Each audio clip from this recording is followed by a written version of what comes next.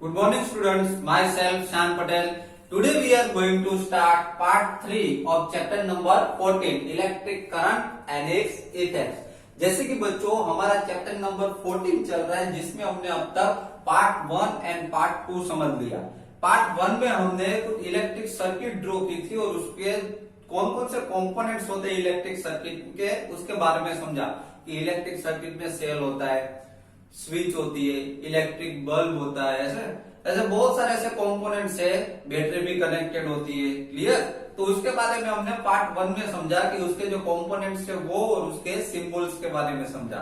Part 2 में हमने last lecture में बैटरी के बारे में समझा कि ऐसे भी डिवाइस होते हैं जिसमें बैटरी की जरूरत पड़ती है, जिसमें मोर देन वन सेल की जरूरत पड़ती है। समझ में आ रहा है? तो जब मोर देन वन सेल्स को जब कनेक्ट किया जाता है एक दूसरे के साथ तो पूरी बैटरी बनती है। समझ में आ रहा है?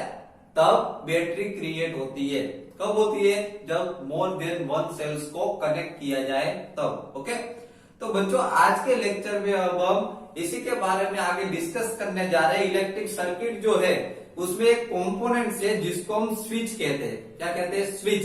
स्विच जब ऑन पोजीशन में होती है तब कौन सी प्रोसेस होती है, स्विच जब ऑफ पोजीशन में होती है तब कौन सी प्रोसेस होती है, इन सब के बारे में आज के लेक्चर में हम डिस्कस करने वाले। Okay, see here. Switch on और ऑफ, स्विच ऑन और ऑफ पोजीशन में किस तरीके से वर्क करती है। नोटिस दैट द की और switch can be place anywhere in the circuit.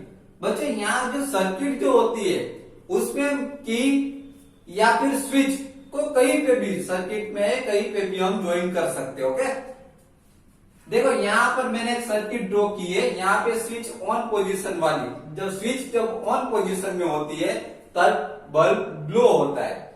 जैसे कि हमारे घर पे समझ लो कि हमें कोई भी लाइट ग्लो करनी हो, फैन ऑन करना हो, कुछ भी ऑन करना हो तो हम क्या करते हैं? स्विच को ऑन पोजीशन में प्रेस करते हैं ना। जैसे ही हम उसको ऑन पोजीशन में प्रेस करते हैं लाइट जो है ग्लो हो जाती है, फैन स्टार्ट हो जाते हैं, टीवी स्टार्ट होता है। समझ में आ रहा है? तो कोई भी डिवाइस को जब ऑन पोजीशन में, स्विच को जब ऑन पोजीशन में रखते हैं तब वो डिवाइस क्या होता है? स्टार्ट हो जाता है। तो कैसे स्टार्ट होगा? मैंने लास्ट लेक्चर में आपको समझाया था कि जब स्विच जब ऑन पोजीशन में हम करते हैं तब पूरी सर्किट में करंट फ्लो होने लगता है। क्या होने लगता है? करंट फ्लो होने लगता है और करंट की वजह से ये जो भी डिवाइस है जैसे कि इलेक्ट्रिक बल्ब है, ट्यूबलाइट है, फैन है, टीवी है, कोई भी इलेक्ट्रिक डिवाइस हो, जब स्विच ऑन पोजीशन में करते हैं तब उसमें से डिवाइस में सर्किट में करंट फ्लो होता है और उसकी वजह से वो डिवाइस स्टार्ट हो जाता है। समझ में आ रहा है? तो देखिए यहाँ पर उसी के बारे में हम समझते हैं कि ये स्विच ऑन पोजीशन में और ऑफ पोजीशन में होती है तब किस तरीके से वर्क करती है। देखिए स्विच जब ऑन पोजीशन में होती है तब यहाँ पे देखो बल्ब ग्लो किया हुआ दिख रहा है आपको। क्लियर? और यहाँ पर देखो स्विच, ये स्विच है, दिख रही है ये स्विच ऑन पोजीशन में देखो कनेक्टेड है। ओके, मैंने आपको सिंबल दिखाया था। ये जो सर्किट पूरी ड्रॉ की गई है ये सिंबल वाली सर्किट है। जैसे कि मैंने कंपोनेंट्स के आपको सिंबल दिखाया कि स्विच का सिंबल ऐसा होता है, स्विच ऑन पोजीशन में होती है तब। बल्ब का सिंबल ऐसा होता है जब ग्लो होता है तब, ग्लो नहीं होता तब ऐसा सिंबल होता है। ओके, ये बैटरी का सिंबल है। इसमें जो थिक लाइन, सॉरी जो लॉन्ग लाइन आपको दिख रही है वो पॉजिटिव टर्मिनल है। लॉन्ग लाइन है वो पॉजिटिव टर्मिनल है और यहाँ पे जो शॉर्ट लाइन जो आपको दिख रही है थिक लाइन वो नेगेटिव टर्मिनल है। समझ में आ रहा है? तो ये बैटरी है, ये बल्ब है, ग्लो हुआ, ये बैटरी है और यहाँ पर ये स्विच है। समझ में आ रहा है? और ये वायरिंग है, ये जो लाइन आपको दिख रही है वो किसकी लाइन है? वायर। तो ये सिंबल वाली पूरी सर्किट है। क्लियर? उसी तरीके से अगर नीचे की सर्किट हम देखें तो यहाँ पर बल्ब जो है वो ऑफ पोजीशन में, क्योंकि यहाँ पर स्विच देखिए, यहाँ स्विच ऑन पोजीशन में थी, यहाँ पर स्विच देखिए ऑफ पोजीशन में, कनेक्टेड नहीं है। समझ में आ रहा है? बाद में यहाँ पर देखिए बैटरी दी गई है। क्लियर? तो ये दोनों सर्किट मैंने आपको ड्रॉ करके दिखा दी है। स्विच ऑन पोजीशन में ऐसे होता है और स्विच ऑफ पोजीशन में इस तरीके से होता है। Okay, see here. When the switch is in the on position, जब स्विच ऑन पोजीशन में होती है, the circuit from the positive terminal of the battery to the negative terminal is complete. Circuit पूरी कंप्लीट हो जाती है। Positive terminal, battery के positive terminal से लेके नेगेटिव टर्मिनल्स तक पूरी सर्किट जो है वो कनेक्टेड है। देखिए यहां से पॉजिटिव टर्मिनल से लेके देखिए यहाँ पूरी की पूरी सर्किट देखो कंप्लीट है। समझ में आ रहा है? Okay, then the circuit is then said to be the close. तब इस सर्किट को क्लोज सर्किट कहते हैं। देखो सभी जगह से क्लोज है, समझ में आ रहा है? तो स्विच जब ऑन पोजीशन में होती है तब पूरी सर्किट क्या हो जाती है, कंप्लीट हो जाती है, जिसको क्लोज कहते हैं, close circuit. Okay, then the circuit is then said to be the close and the current flow throughout the circuit instantly. तब ये जब ऑन पोजीशन में होती है सर्किट तब ये पूरी क्लोज सर्किट है और इसमें से करंट फ्लो होने लगता है। पॉजिटिव टर्मिनल से लेके नेगेटिव टर्मिनल तक से करंट फ्लो होने लगता है, जिसकी वजह से बल्ब है वो ग्लो हो जाता है। समझ में आ रहा है? ओके, नाउ अब यहां पर देखते हैं कि स्विच जब ऑफ पोजीशन में होती है तब क्या होता है। When the switch is in the of position the circuit is incomplete. देखिए स्विच जब ऑफ पोजीशन में होती है तब सर्किट इनकम्प्लीट हो जाती है। देखिए यहां से तो कनेक्टेड है पॉजिटिव टर्मिनल से लेके यहां तक, लेकिन यहां देखो डिस्कनेक्ट हो गया। यहां पे कनेक्टेड था ऑन पोजीशन में, यहां पे स्विच ऑफ हो गई। देखो समझ में आ रहा है? तो ये इनकम्प्लीट सर्किट हो गई। It is said to be open. इस सर्किट को ओपन सर्किट बोलते हैं, याद रखना। इस सर्किट ये क्लोज सर्किट है और ये ओपन सर्किट है क्योंकि यहाँ पे कनेक्टेड नहीं है। No current flow through any part of the circuit.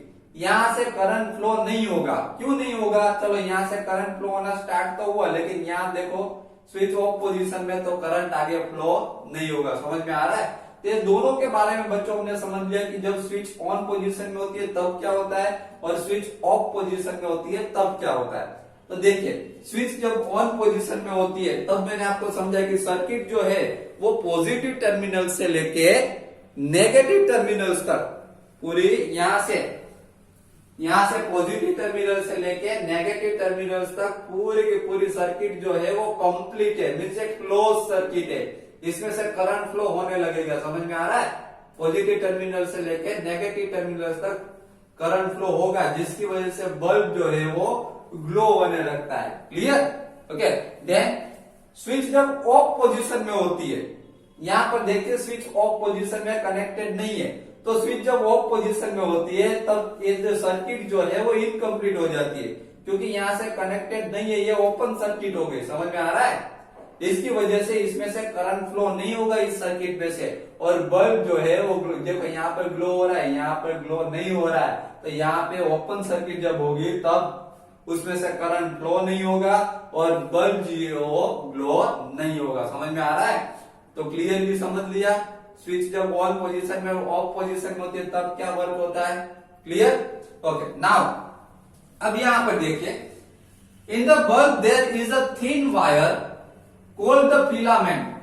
बच्चों आपने देखा होगा कि बल्ब जो होता है, बल्ब के अंदर एक थिन वायर होता है, पतला सा अंदर देखोगे तो आप, तो उसको फिलामेंट कहते हैं। ध्यान से आप देखोगे तो वो जो फिलामेंट होता है वही ग्लो होता है। समझ में आ रहा है? और फिलामेंट जो होता है बल्ब में वो हीट होता है, ओके, वो गर्म होता है, जिसकी वजह से पूरा बल्ब जो है आपको ग्लो दिखता है। Which glow when an electric current passes through it. जब ये ग्लो होता है, जब फिलामेंट ग्लो होता है तब इलेक्ट्रिक करंट उसमें से पास होता है।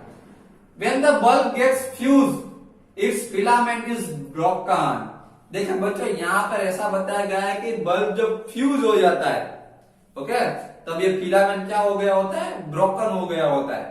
फिलामेंट जब ब्रोकन हो जाता है, फिलामेंट जब टूट जाता है तब ये बल्ब जो है वो फ्यूज हो जाता है। समझ में आ रहा है? बाद में बल्ब जो है वो ग्लो नहीं होता। अगर आपके घर में भी अगर बल्ब समझ लो कि वो फ्यूज हो जाए तो आप ध्यान से देखना कि उसका फिलामेंट जो होगा ना, अंदर आप देखना बल्ब के अंदर ट्रांसपेरेंट बल्ब आता है ना, उसमें देखना कि उसका फिलामेंट है वो ब्रोक हो गया होगा अंदर से। ओके, वो पतला सा जो वायर होता है वो ब्रोक हो गया जाता है, जिसकी वजह से ये बल्ब जो है वो फ्यूज हो जाता है। क्लियर?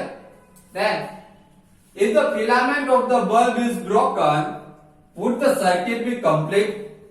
बच्चे यहाँ पर ऐसा बताया गया है कि अगर फिलामेंट जो है अगर ब्रोक हो जाता है तो क्या सर्किट जो है उसको कंप्लीट सर्किट कहा जा सकता है? नो, उसको कंप्लीट सर्किट नहीं कहा जा सकता। Would the bulb still glow? क्या बल्ब फिलामेंट टूट जाएगा, ब्रोक हो जाएगा, तब भी क्या बल्ब ग्लो होगा? नहीं होगा, बल्ब ग्लो नहीं होगा, क्योंकि सर्किट जो है वो इनकम्प्लीट हो जाती है, जिसकी वजह से बल्ब ग्लो नहीं होता। Clear? Next, never touch a light electric bulb connected to the mains. बच्चों यहाँ पर ऐसा बताया गया है कि इलेक्ट्रिक बल्ब जब होल्डर में फिट होता है, मेन लाइन के साथ जब फिट होता है, जब ऑन होता है, तब उसको हमें टच नहीं करना चाहिए। क्यों नहीं करना चाहिए? क्योंकि इलेक्ट्रिक बल्ब जो होता है वो जो बल्ब जो है जब ऑन पोजीशन में होता है, तब उसमें क्या होता है? हीटिंग होती है। क्या होता है? बल्ब जब ऑन पोजीशन में होता है तब वो गर्म होता है, वार्म हो जाता है, हीट हो जाता है, गर्म हो जाता है, जिसकी वजह से उसको टच नहीं करना चाहिए। Never touch a light electric bulb connected to the mains, it may be very hot and your hand may get burn badly. देखिए बच्चों यहाँ पर ऐसा बताया गया है कि ये जो बल्ब जो है जब मेन होल्डर के साथ जब कनेक्टेड होता है मेन लाइन के साथ, तब उसको टच नहीं करना चाहिए, क्योंकि वो क्या हो जाता है? हीटिंग हुआ होता है, वो गर्म हुआ होता है, हॉट होता है वो बल्ब। जैसे हम उसको टच करते हैं, आपका हैंड जो है वो बैडली हर्ट हो सकता है, बर्न हो सकता है, जल सकता है। समझ में आ रहा है? इसलिए ऐसा बोला गया है कि जब बल्ब जो है मेन, जब पावर जो होता है मेन होल्डर उसके साथ जब कनेक्टेड होता है, तब उसको टच नहीं करना चाहिए। Clear? Okay. Then do not experiment with the electric supply from the mains or a generator or an inverter. You may get an electric shock which may be dangerous. बच्चों यहाँ पर ऐसा बताया गया, ये बहुत ही इंपॉर्टेंट है, याद रखिएगा कि यहाँ पर ऐसा बताया गया कि इलेक्ट्रिक सप्लाई जहां से होता है मेन लाइन से, जैसे कि जनरेटर है या फिर कोई भी इंस्ट्रूमेंट हो, जहां से इलेक्ट्रिक सप्लाई जहां से होता है, वहां पे हमको कोई एक्सपेरिमेंट नहीं करना चाहिए। समझ में आ रहा है? वहां पे ऐसे उल्टे पुल्टे एक्सपेरिमेंट नहीं करने चाहिए। ओके, ऐसी मजाक नहीं करनी चाहिए उसके साथ, जो भी इलेक्ट्रिक मेन सप्लाई होती है वहां पर, क्योंकि क्या हो सकता है उससे? You will get an electric shock, आपको इलेक्ट्रिक शॉक लग सकता है। कोई बच्चे क्या करते हैं, मस्ती मस्ती में ये जो जनरेटर वो सब होता है वहां पे हैंड टच कर देते हैं, ओके, या फिर कुछ ना कुछ करते रहते हैं। तो ऐसा नहीं करना चाहिए। समझ में आ रहा है? क्योंकि उसको टच करने से, मेन लाइन को टच करने से उसमें से इलेक्ट्रिक करंट फ्लो, उसमें से इलेक्ट्रिक करंट जो फ्लो हो रहा होता है, उससे आपको इलेक्ट्रिक शॉक लग सकता है, विच में भी डेंजरस, वो बहुत ही डेंजरस है। समझ में आ रहा है? तो बच्चों यहाँ पर हमारा पार्ट 3 जो है वो यहाँ पर कंप्लीट हो रहा है। आज पार्ट 3 में हमने switch on end of position के बारे में क्लियरली समझ लिया कि जब स्विच ऑन पोजीशन में होती है तब कोई भी इलेक्ट्रिक डिवाइस जो होता है वो क्या हो जाता है? ग्लो होने लगता है। क्लियर? वो स्टार्ट हो जाता है। और स्विच जब ऑफ पोजीशन में होती है तब इलेक्ट्रिक डिवाइस जो है वो ऑन नहीं हो सकता। जब स्विच ऑन पोजीशन में होती है तब वो सर्किट जो है वो कंप्लीट सर्किट बन जाती है, वो क्लोज सर्किट बन जाती है, जिसकी वजह से उसमें से इलेक्ट्रिक करंट फ्लो होता है और इलेक्ट्रिक डिवाइस जो ग्लो होने लगता है, स्टार्ट हो जाता है। और जब स्विच जब ऑफ पोजीशन में होती है तब वो ओपन सर्किट रहती है, पूरी क्लोज नहीं बनती, जिसकी वजह से उसमें से इलेक्ट्रिक करंट फ्लो नहीं हो सकता और जिसकी वजह से इलेक्ट्रिक जो डिवाइस जो होगा वो ऑन नहीं हो सकता। समझ में आ रहा है? उसके बाद हमने कुछ यहाँ पर देखे कि फिलामेंट्स के बारे में समझा कि बल्ब जो होता है उसके अंदर एक पतला सा वायर होता है जिसको फिलामेंट कहा जाता है। और फिलामेंट जब उसमें फिलामेंट में जब इलेक्ट्रिक करंट फ्लो होता है तभी ये बल्ब जो है वो ग्लो होता है। समझ में आ रहा है? और अगर फिलामेंट जो है वो ब्रोक हो गया तो बल्ब क्या होगा? फ्यूज हो जाएगा, वो ग्लो नहीं होगा। समझ में आ रहा है? और उसके बाद बहुत ही इंटरेस्टिंग लास्ट टॉपिक के बारे में हमने समझा कि ये जितने भी इलेक्ट्रिक इंस्ट्रूमेंट जो होते हैं, डिवाइस जो होते हैं, उसके साथ कभी मस्ती नहीं करनी चाहिए, मजाक नहीं करनी चाहिए। समझ में आ रहा है? उसको टच नहीं करना चाहिए जैसे तैसे, ओके, क्योंकि क्या हो सकता है? इलेक्ट्रिक शॉक लग सकता है, ओके। तो बच्चों यहाँ पर हमारा पार्ट 3 जो है वो कंप्लीट हो रहा है। नेक्स्ट लेक्चर में पार्ट 4 में हम दूसरे इससे भी न्यू जो इंटरेस्टिंग जो टॉपिक्स जो है उसके बारे में समझेंगे, okay. Thank you very much.